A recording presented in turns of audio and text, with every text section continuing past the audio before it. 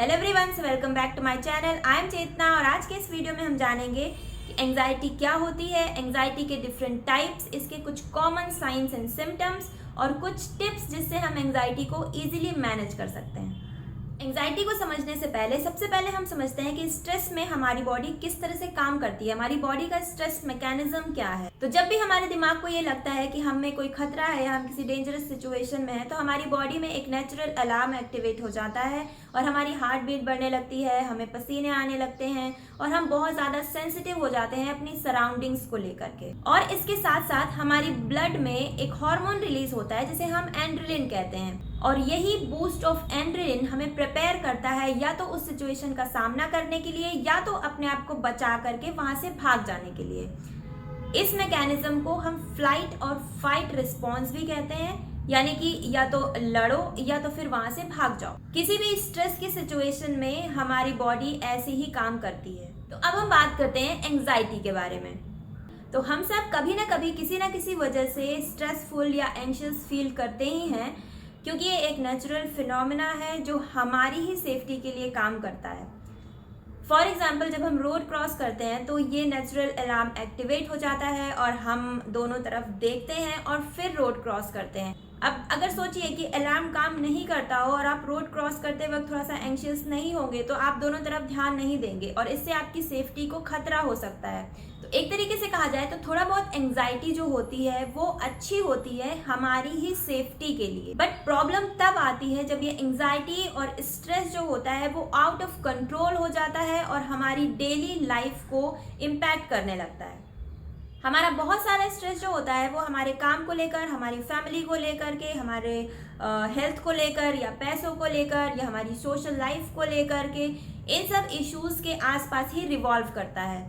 और ये सारी चीज़ें जो हैं वो टाइम टू टाइम हमारा अटेंशन डिमांड करती हैं और इसकी वजह से हम में से बहुत सारे लोग कभी ना कभी स्ट्रेस और एंजाइटी एक्सपीरियंस करते हैं। और ये स्ट्रेस और एंजाइटी कम्प्लीटली नॉर्मल है जब तक कि ये आपकी रोजमर्रा की जिंदगी को इफेक्ट नहीं कर रहा है, आपकी फिजिकल और मेंटल हेल्थ को इफेक्ट नहीं कर रहा। पर अगर यही स्ट्रेस आपके कंट्रोल के बाहर हो जाए या फिर आपकी फिजिकल हेल्थ को इफेक्ट करने लगे, आपकी डेली लाइफ को इम्पैक्ट करने लगे, तो फिर इसे हम कहते हैं एंजाइटी डिसऑर्डर। एंजाइटी डिसऑर्डर में क्या होता है कि एक स्ट्रेस और वरी की फीलिंग जो होती है वो कॉन्स्टेंटली हमारे दिमाग में बनी रहती है। कभी कभी ये किसी रीज़न की वजह से हो सकती है और कभी कभी बिना किसी वजह के भी हम एंग्जियस फील करते हैं और ये एंजाइटी इतनी बढ़ जाती है कि हमें ब्रीदिंग में प्रॉब्लम होने लगती है, हमारी हार्ट बीट बढ़ने लगती है, हम स्वेट करने लगते हैं। तो इसे ही हम कहते हैं एंजाइटी डिसऑर्डर। और कभी कभी तो ये फीलिंग इतनी ज़्यादा बढ़ जाती है कि लोगों को पैनिक अटैक भी आ जाता है। तो ये तो हुआ बेसिक इंट्रोडक्शन कि एंजाइटी क्या होती है। अब हम जानेंगे डिफरेंट टाइप्स ऑफ एंजाइटीज। तो सबसे पहला है जनरलाइज एंजाइटी डिसऑर्डर। तो कई बार क्या होता है कि हम बहुत छोटी सी बात की वजह से या कई बार बिना वजह भी बहुत ज़्यादा चिंता करने लगते हैं और हमें पता होता है कि हमारी चिंता जो है वो अनरियलिस्टिक है, लेकिन फिर भी ये बात हमारी कंट्रोल में नहीं होती। तो इसे हम कहते हैं जनरलाइज्ड एंजाइटी डिसऑर्डर। इसके बाद आता है सोशल एंजाइटी डिसऑर्डर। इसमें क्या होता है कि जब भी हम किसी सोशल सिचुएशन में होते हैं तो हम बहुत ज़्यादा ओवरवेल्म फील करते हैं, हम बहुत ज़्यादा स्ट्रेसफुल फील करते हैं, हम बहुत ही ज़्यादा सेल्फ कॉन्शियस होते हैं और हमारे दिमाग में यही थॉट चलता रहता है कि आसपास के लोग हमारे बारे में क्या सोचेंगे, वो हमें जज करेंगे, हमारा मजाक उड़ाएंगे, एटसेट्रा एटसेट्रा। तो इसे हम कहते हैं सोशल एंजाइटी डिसऑर्डर। और इस प्रॉब्लम की वजह से हम सोशल सिचुएशंस को अवॉइड करते हैं। और इसके बाद आते हैं स्पेसिफिक फोबियाज। फॉर एग्जाम्पल, किसी को हाइट से डर लगता है, किसी को पानी से डर लगता है या किसी को फ्लाइंग से डर लगता है या किसी को रेप्टाइल से डर लगता है। तो हर पर्सन के लिए ये डिफरेंट हो सकते हैं। तो ये फोबियाज भी एक तरह के एंजाइटी डिसऑर्डर हैं। इसके बाद होते हैं पोस्ट ट्रॉमेटिक डिसऑर्डर, यानी कि अगर किसी पर्सन ने कोई ट्रॉमा या कोई असॉल्ट एक्सपीरियंस किया है तो इसकी वजह से भी उनको एंजाइटी डिसऑर्डर हो सकते हैं। इसके अलावा होती है सेपरेशन एंजाइटी डिसऑर्डर, यानी कि किसी पर्सन या किसी प्लेस से अलग होने की वजह से भी कुछ लोग एंजाइटी एक्सपीरियंस करते हैं। इसके अलावा OCD, पैनिक डिसऑर्डर, ये कुछ different types of anxiety disorders होते हैं।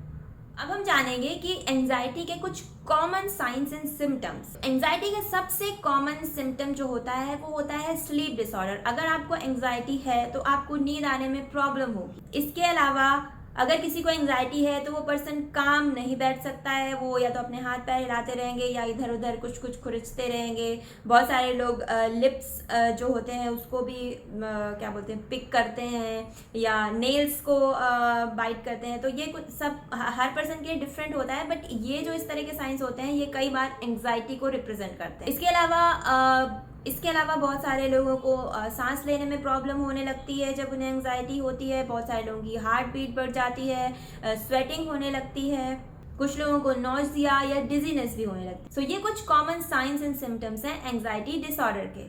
अब हम बात करेंगे कि एंजाइटी का कॉज क्या होता है। रिसर्चर्स के according like any other mental illness, anxiety जो होती है वो हमारे ब्रेन के एनवायरनमेंट में डिफरेंट केमिकल इम्बैलेंसेस की वजह से होती है। इसके अलावा anxiety most of the time genetic भी होती है, यानी कि अगर आपके फैमिली में किसी को एंजाइटी का प्रॉब्लम था तो हो सकता है कि आपको भी एंजाइटी का प्रॉब्लम हो। इसके अलावा जो हमारे ब्रेन का सर्किट है स्पेशली जो कि फियर और इमोशंस को कंट्रोल करता है, जब उसमें कोई फॉल्ट आ जाता है उसकी वजह से भी हम एंजाइटी एक्सपीरियंस करते हैं। अब हम जानेंगे कुछ टिप्स एंड ट्रिक्स जिससे कि हम एंजाइटी को इजीली कंट्रोल कर सकते हैं। तो सबसे पहली चीज़ कि अगर आपको एंजाइटी है तो आपको अपनी चाय और कॉफ़ी का इंटेक जो है वो कम कर देना चाहिए, क्योंकि चाय और कॉफ़ी में कैफीन होता है और कैफीन जो होता है वो एक तरीके का स्टिमुलेटर होता है और किसी भी तरह का मूड स्टिमुलेटर हमारी एंजाइटी की प्रॉब्लम को और भी ज़्यादा बढ़ा सकता है। इसके अलावा अगर आपको एंजाइटी की प्रॉब्लम है तो आपको रेगुलर एक्सरसाइज करनी चाहिए, क्योंकि एक्सरसाइज करने से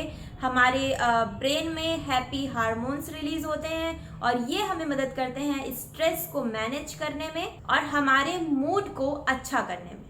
इसके अलावा एंजाइटी को मैनेज करने का सबसे अच्छा तरीका है ब्रीदिंग एक्सरसाइजेस। ब्रीदिंग एक्सरसाइजेस हमारे नर्वस सिस्टम को अच्छा करती है और इसकी वजह से हम स्ट्रेस को अच्छे तरीके से मैनेज कर पाते हैं। इसके अलावा अगर आपको एंजाइटी डिसऑर्डर है तो हो सकता है कि आपको नींद आने में भी बहुत प्रॉब्लम हो। इसके लिए आपको एक healthy bed time routine follow करना चाहिए और फिर भी अगर आपको नींद आने में प्रॉब्लम होती है तो आपको अपने डॉक्टर से कंसल्ट करना चाहिए। इसके अलावा अगर आपको एंजाइटी होती है तो आप किसी ऐसे पर्सन से बात करिए, चाहे वो आपका फ्रेंड हो या आपकी फैमिली, जो कि सपोर्टिव है और आपकी बात को सुन के उन्हें समझ सकता है, क्योंकि कई बार ऐसी सिचुएशन में सिर्फ बात करने से भी बहुत सारी प्रॉब्लम्स सॉल्व हो जाती है। और इसके अलावा भी अगर आपको लगता है कि आपकी एंजाइटी आउट ऑफ कंट्रोल है और आपकी रोजमर्रा की लाइफ को इम्पैक्ट कर रही है, आपकी फिजिकल और मेंटल हेल्थ को इम्पैक्ट कर रही है, तो आपको अपने डॉक्टर से कंसल्ट करना चाहिए। एक proper professional guidance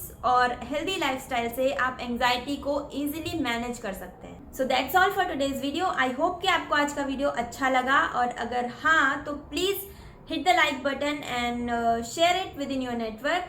Also subscribe to my channel and hit the bell icon so that you will get notified every time I upload a new video.